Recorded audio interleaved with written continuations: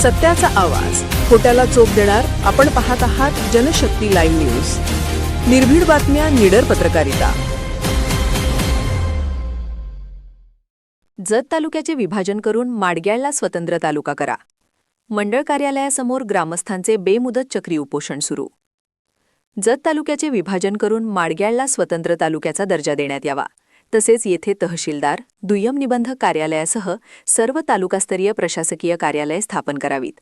या ठोस व दीर्घकालीन मागणीसाठी माडग्याळ येथील ग्रामस्थांनी मंडळ कार्यालयासमोर बेमुदत चक्री उपोषण सुरू केले आहे.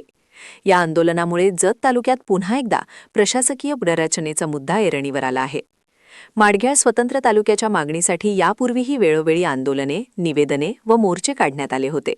या संदर्भातील प्रस्ताव शासनाकडे सादर करण्यात आला असला तरी अद्याप कोणताही ठोस निर्णय झालेला नसल्याने ग्रामस्थांमध्ये तीव्र नाराजी आहे.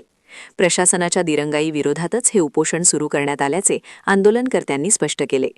बुधवारी सुरू झालेल्या या उपोषणात उपसरपंच बाळासाहेब सावंत, ग्रामपंचायत सदस्य महादेव माळी, लिंबाजी माळी, पिरप्पा कांबळे, कांबळेंना अनगर, जेटलिंग कोरे, विकास सोसायटीचे उपाध्यक्ष लिंगाप्पा कोरे, राजू बुद्ध्याळ, राजू कांबळे, लक्ष्मण कांबळे, नागेश ऐवळे, मारुती माळी यांच्यासह मोठ्या संख्येने ग्रामस्थ सहभागी झाले आहेत. याशिवाय लाकडेवाडीचे माजी सरपंच एकनाथ बंडगर, डॉक्टर शेखर हिट्टी, डॉक्टर सार्थक हिट्टी, डॉक्टर भीमाण्णा माळी, डॉक्टर प्रदीप शिंदे यांनीही उपोषणस्थळी भेट देत आंदोलनाला जाहीर पाठिंबा दिला. तसेच माजी सभापती तम्मणगौडा रवी पाटील यांचा माडग्याळ तालुक्यासाठीच्या उपोषणाला जाहीर पाठिंबा. माडग्याळ स्वतंत्र तालुक्याच्या मागणीला आता व्यापक जनसमर्थन मिळत असून शासनाने या प्रश्नावर सकारात्मक व तातडीचा निर्णय घ्यावा अशी अपेक्षा नागरिक व्यक्त करत आहेत.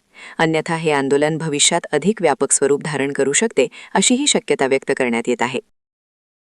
जनशक्ती लाईव्ह न्यूज चॅनलला लाईक करा, शेअर करा आणि सबस्क्राईब करा.